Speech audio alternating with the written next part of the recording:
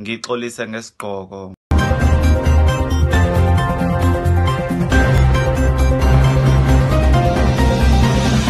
Ziphela lapho ezaleli hora nobuzifundela uSiyanda Maphumulo. Kanti uma sicaphuna udaba oluhambe phambili ngaleli hora, sithinta udaba lokuthi bayakhala ababhema insangu ukuthi isigunyaziwe, bathi ngeke isaba mnandi, kwazise imnandi kakhulu uma uyintshontsha, ifana namakhekhe abhakiwe phecelezi ama-scones.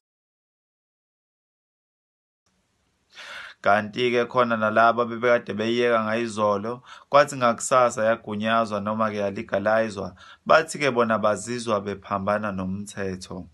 Babuyelile kuyo, kanti nalabo abebekade bengayibhemi bengayithinti kwakuyithinta, sebeyibhema manje ngoba bathi hayi ngoba bethanda insangu kodwa nje bathobela umthetho.